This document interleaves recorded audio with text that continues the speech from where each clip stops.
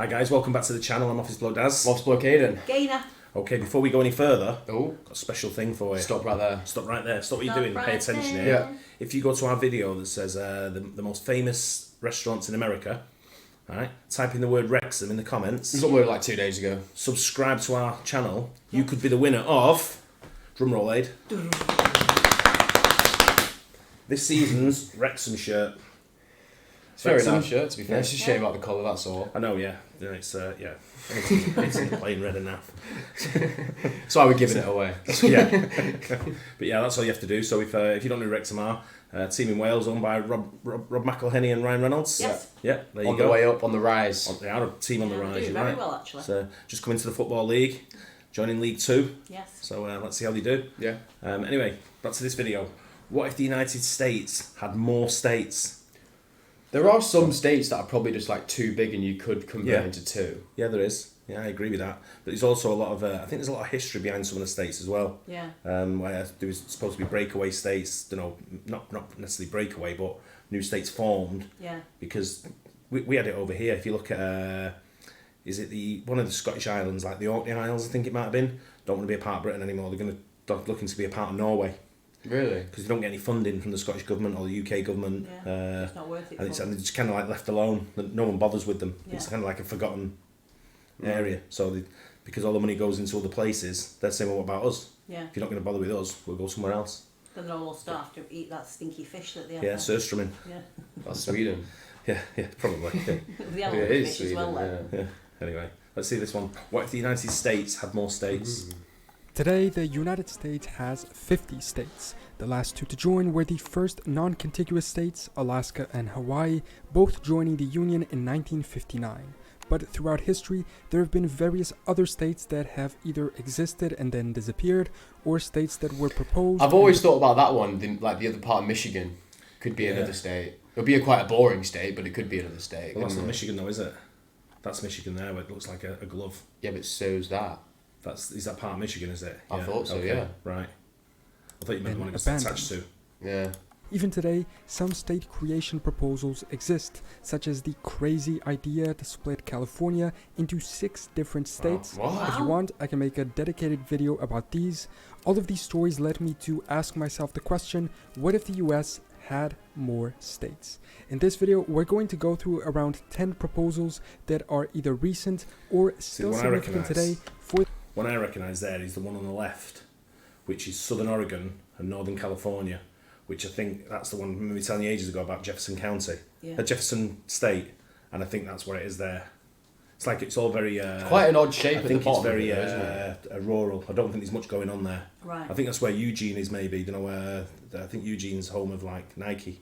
Oh, Right? really? I think so. Okay. the creation of new states in the United States of America. First, the state of Jefferson in the Pacific Coast. This proposed state would span across the mostly rural areas of southern Oregon and northern California, and the proposal was first made in 1941. It even has a proposed flag in green and gold.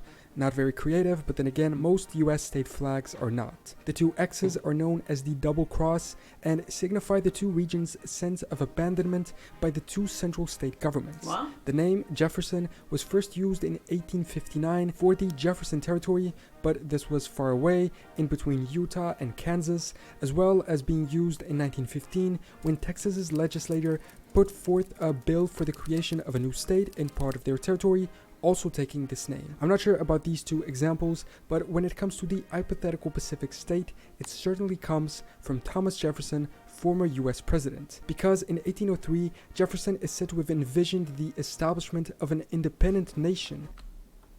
Does that seem quite low to you? Just a little bit. Well, it seems alright, but That seems fine.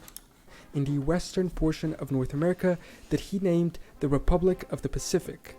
The justification for its creation is that the population of these areas does not have a significant connection and does have a significant difference to the rest of the population of California and Oregon.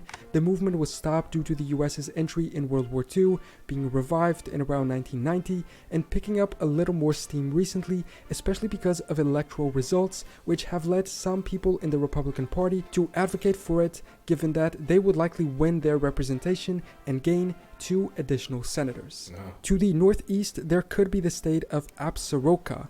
Absaroka would comprise parts of Montana, South Dakota, and Wyoming. I'm not sure where they got the name, but instead of taking the territorial reorganization change to have some more adequate borders, they still went with the ridiculous straight lines that characterize most of the US states, something I think is only seen in Africa with European drawn borders.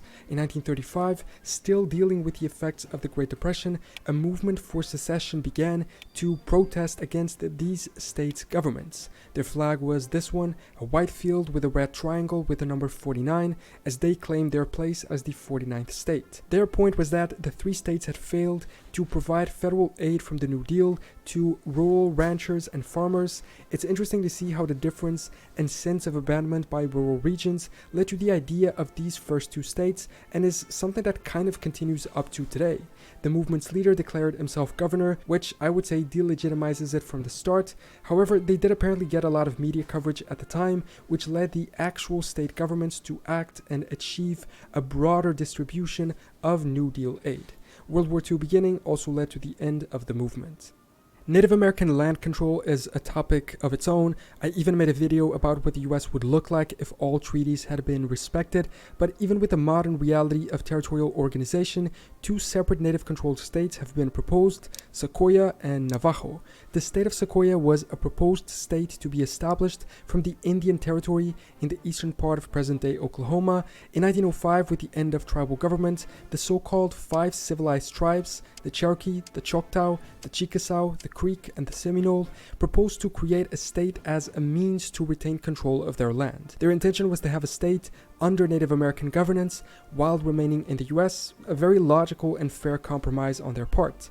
The name was chosen after a Cherokee person who is said to have created their writing system in 1825 for their native language. And this one... Interesting. I don't know. One thing I don't know what the population is of Native Americans is in the USA.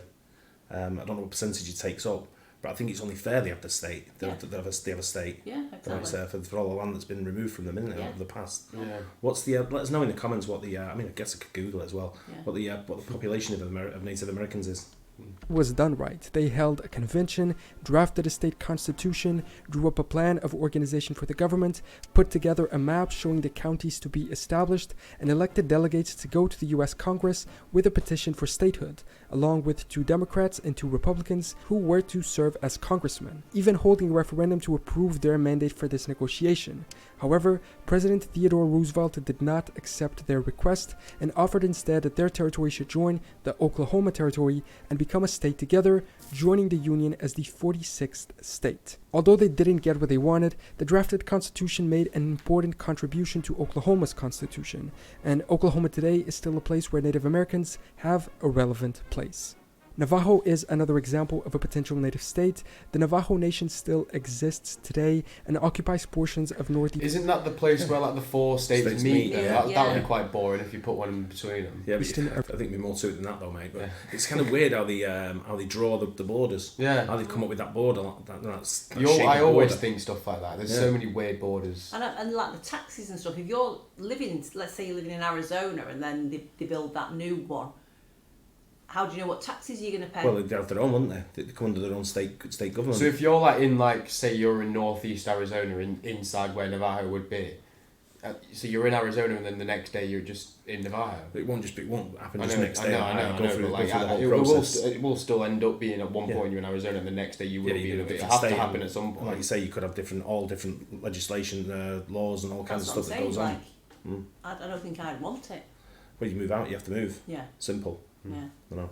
Arizona, northwestern New Mexico, and southeastern Utah. Might be for the better. They have their own flag, but they are not their own state. It would, however, make sense if they were. It is the largest land area held by a Native American tribe in the US and has actually expanded since the reservation was established in 1868. I don't believe they have ever made an attempt for statehood, but considering the land is inhabited mostly by Navajo people, it would definitely make sense. Moving to the west coast, we have another potential new state. It's interesting how some of these are thought of as entirely new territories based on geographical or natural divisions or ethnic differences, while others are proposed divisions or partitions of existing states. South Georgia is an example of the latter. This is tremendously specific to a single example.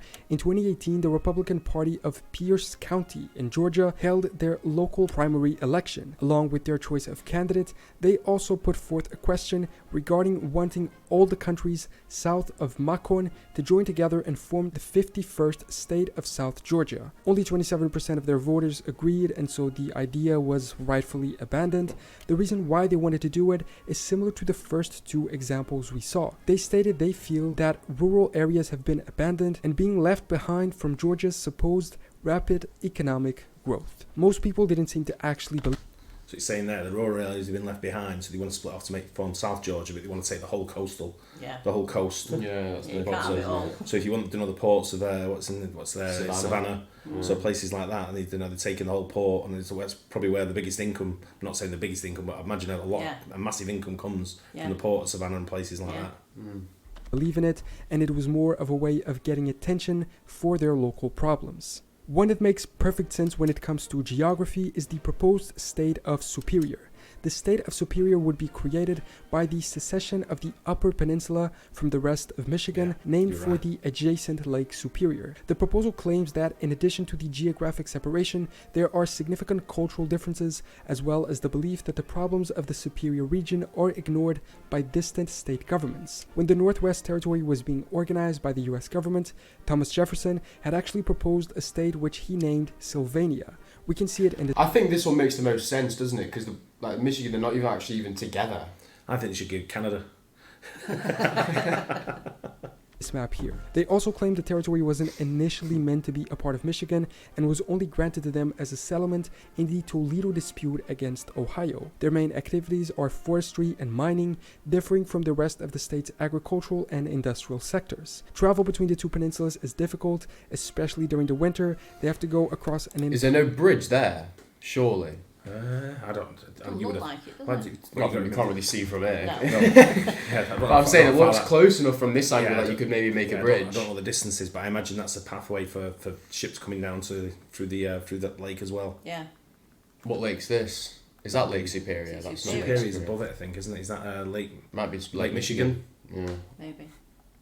Entire other state together. The first efforts to secede date back as far as 1858. There's even a New York Times article that states, unless Congress should interpose objections which cannot reasonably be apprehended, we see no cause why the new state of Ontonagon, the chosen name at the time, should not speedily take her place as an independent member of the Union. Congress did object, however, and despite renewed efforts in 1897, 1959, 1962, and 1970, the state was never created, with the movement eventually dying out by 2012. Another partition state could be West Kansas. I believe their example is in fact quite similar to South Georgia. The idea was created by a short-lived secessionist movement in the 1990s, whose creation was a direct reaction to a 1992 school finance law that disadvantaged rural schools. Again, rural versus urban issues. The proposed state would have consisted of 9 counties from southwestern Kansas. The movement held unofficial polls in each of these 9 counties. Look at how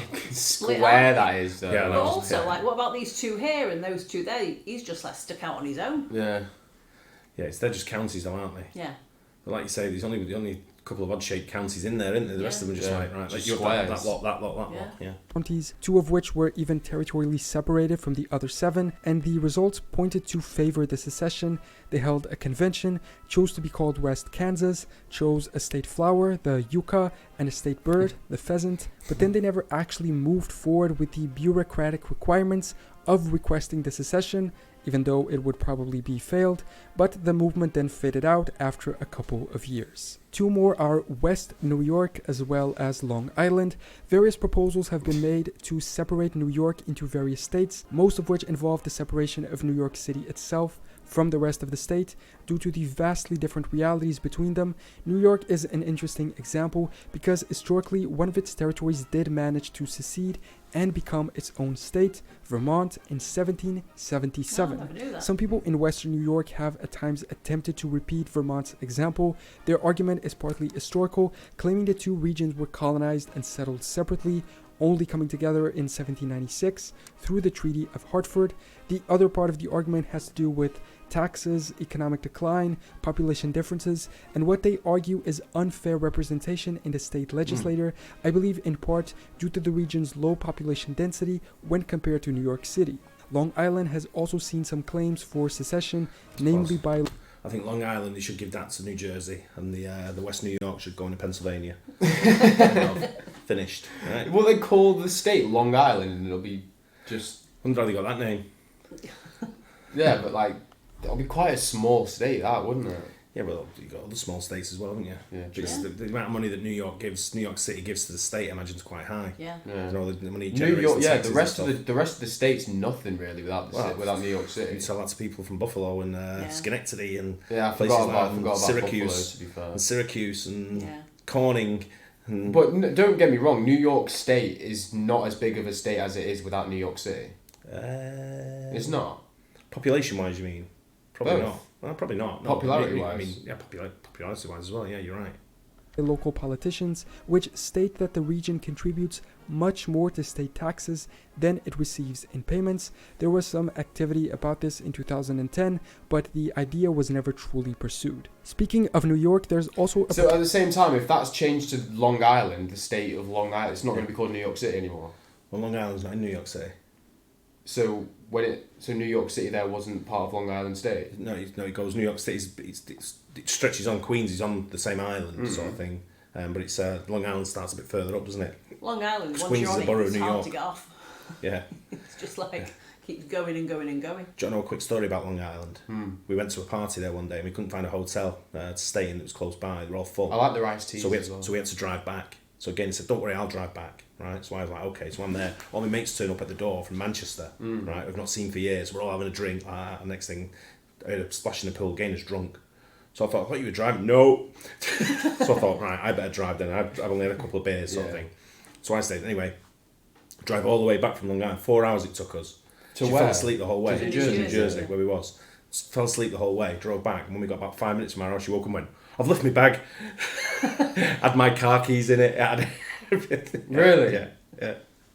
Did you go back? No. UPS the next day. Yeah.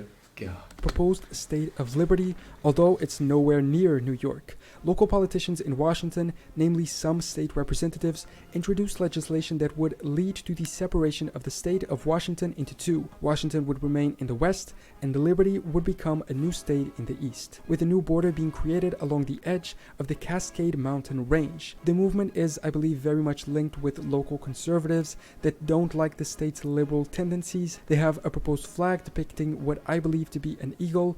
On top of it are 3 stars, and the eagle is holding a sword and broken handcuffs, probably to symbolize their liberation from Washington. However, to stop this and any other state separation ideas, Article 4, Section 3 of the Constitution of the United States includes a provision that no new state shall be formed within the jurisdiction of any other state. So they would have to amend the Constitution to allow this. And finally, putting aside speculation, we have the 2 most likely expansions of US statehood, Washington DC and Puerto Rico.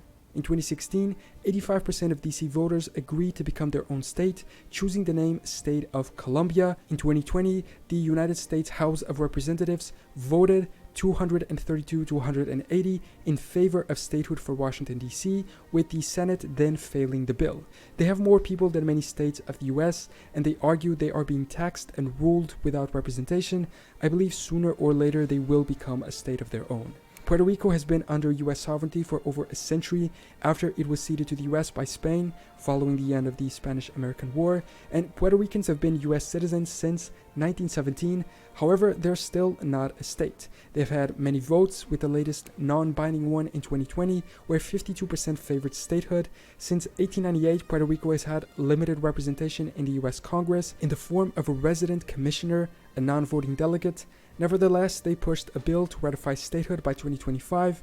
In 2022, the House of Representatives approved a bill that would establish a binding referendum, which Congress would then have to obey, but again, the Senate didn't let it pass. I think after DC, this is the most likely 51st or 52nd state. So, Those are some of the potential new states of the US. Since 1949 that the Union has not expanded, so I would say it's about time they do so. Territorial growth seems out of the question. Going to war to annex territory is likely a thing of the past, and so if the US are to gain more states, it has to be either through territorial reorganization, taking away land from existing states to create new smaller ones, or by upgrading, if you will, other territories they have. These are, I would say, the most likely to happen. Washington, D.C., the country's capital, has long wanted and, in my opinion, deserved to be its own state. Puerto Rico likewise, and if Puerto Rico should join, that might pave the way for other territories of the US to achieve statehood too, such as Guam.